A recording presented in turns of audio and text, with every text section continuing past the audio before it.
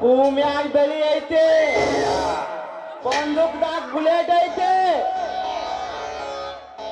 ನನ್ನ ಮೈಯಾಗ ಪಾಗೋರ್ ಐತೆ. ಸೇಡು ಪ್ರತಿಕಾರದ ಸೇಡು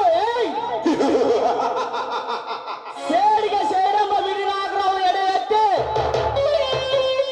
ಆಡಬೇಕಾದರೆ ಶಕುನಿ ಅಂತ ಏನಾದರೂ ರಣತಂತ್ರ ಹೂಡಲೇಬೇಕು. ಬಾಜರಂಗಿ ಕುರು ಸಾಮ್ರಾಜ್ಯದ ರಕ್ಷಣೆ ಆಧುನಿಕ ಕೃತಜ್ಞ ಭೀಷ್ಮಾಚಾರ್ಯ ಸತ್ತ ಒಬ್ಬ ಸಿಗಡೆಯಿಂದ ಅಧರ್ಮಿ ಗೌರನಾದ ನಿನ್ನನ್ನು ಸಿಲುಕಿಸಿ ನಿಮ್ಮ ಸಮಾಧಿಯ ಮೇಲೆ ನಾನು ನಕ್ಕು ನೇರಿದ್ದರೆ ನನ್ನ ಹೆಸರು ಸ್ತ್ರೀಲೋಲ ಮುನಿರತ್ನನೇ ಅಲ್ಲ.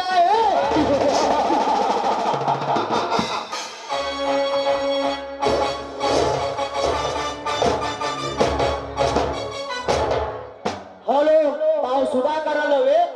ಹೌದು ಸರ್. ತಾವು? ನಾನು ಈ ನಾಡಿನ ಅಗರ್ವ ಶ್ರೀಮಂತನಾದ ಬೆಟ್ಟಪೂರಣ ಸಂಸ್ಥೆಗಳ ಮ್ಯಾನೇಜಿಂಗ್ ಡೈರೆಕ್ಟರ್ ಮುನಿರತ್ನ ಅಂತ.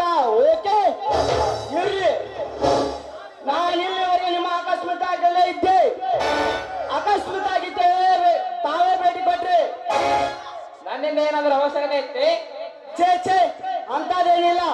ನಿಮ್ಮ ತಂದೆಯ ಸಮಾಚಾರ ಏನಾಯ್ತು ಅಂತ ನೆನಪು ಮಾಡಿಕೊಂಡೆ ಅಷ್ಟೇ. ಆ ವಿಚಾರ ಎಲ್ಲ ನನ್ನ ಮಾವಂದಿಗೆ ಬಿಟ್ಟಿದ್ದು. ನನ್ನದು ಒಂದೇ ಗುರಿ, PSI ಉದ್ಯೋಗ ಗಿಟ್ಟಿಸಿಕೊಳ್ಳೋದು ನನ್ನ ಕನಸು. ಸರಿ, ಅಧಿಕಾರದ ಹಂಬಲವೇನೋ ನಿಮಗಿದೆ ನಿಜ. ಆದರೆ ನಿಮ್ಮ ತಂಗಿ ಆದದ್ದು ಮದುವೆ ನಿಮಗೆ ಗೊತ್ತಿಲ್ಲವೇ?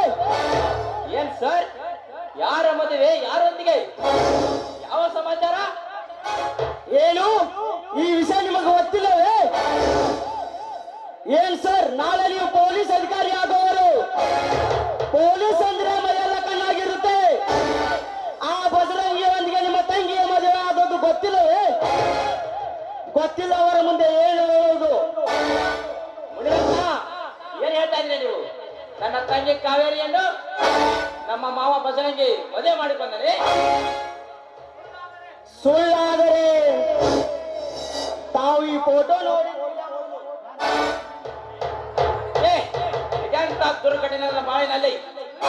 ಹೆಚ್ಚಾಗಿ ಶಾಲೆ ಡಿಗ್ರಿ ಕಲಿತ ನನ್ನ ತಂಗಿ ಒಬ್ಬ ಹಳ್ಳಿ ಒಬ್ಬನನ್ನು ಸಾಧ್ಯವಿಲ್ಲ. ಇದರಲ್ಲೇನೋ ಮೋಸವಿದೆ. ನನಗೆ ತಿಳಿಸದೆ ನನ್ನ ತಂಗಿಯನ್ನು ಮದುವೆ ಮಾಡಿಕೊಂಡು ನೀಚರಾದ ನನ್ನ ಮಾವಂದಿರು. ಇದು ಮೋಸ. ಹೌದು, ಇದು ಮೋಸನೇ ಇರಬಹುದು. ಯಾಕಂದ್ರೆ ನೀವು ಪೊಲೀಸ್ ಅಧಿಕಾರಿ ಆಗುವುದು ಅವ್ರಿಗೆ ಚೆನ್ನಾಗಿ ಗೊತ್ತೇ ಇದೆ. ಇದೇ ನೆಪದಲ್ಲಿ ದೇವಸ್ಥಾನ ಬಂಗಾರ ಕಳು ಮಾಡಿದ್ದಾನಂತೆ. ಅವು ಮಹಾಜನವೋ ಕಳ್ಳತನವೋ ನನಗೆ ಗೊತ್ತಿಲ್ಲ. ತಿಳಿದಷ್ಟು ಹೇಳಿದ್ದೇನೆ ನಿಮಗೆ. ಎಲ್ಲ ಮೋಸಗಾರರೇ, ನಾನು ಅಂದುಕೊಂಡಂತೆ ನೀವು ಆಗಲಿಲ್ಲವಲ್ಲ. ಅದು ನಿಮ್ಮ ದುರ್ದಯವು, ನನ್ನ ಹಣೆ ಬರವು ಇರಲಿ. ಸಕಾಸ ಈ ಸಮಾಚಾರವನ್ನು ತಿಳಿದುಕೊಂಡು ಆ ನಂತರ ಅಧಿಕಾರ ವಹಿಸಿಕೊಂಡು ಆಟವಾಡಿದರಾಯ್ತು.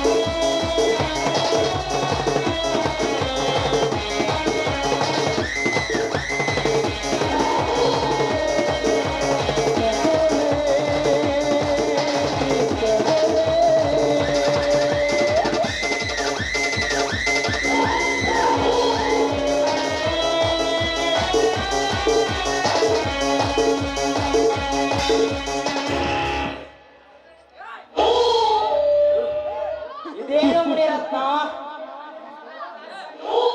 ಇದೇನು ಮುನಿರತ್ನ ಅಲ್ಲಿ ನಿನಗಾಗಿ ದಾರಿ ಕೈತಿರುವುದು ಏನು ಏನಿದು ಸುಧಾಕರೊಂದಿಗೆ ಏನಿದು ಹೊಸ ಸಮಾಚಾರ? ಹೌದು ಕಪಾಲಿ, ಹೌದು. ನನ್ನ ಸೇರಿ ಕಿಡಿ ಹೊತ್ತೆ ಹಾರಬೇಕಾದರೆ ನಾನು ಪಟ್ ಬಾಂಬ್ ಅವರನ್ನು ಸುಡಲೇಬೇಕು.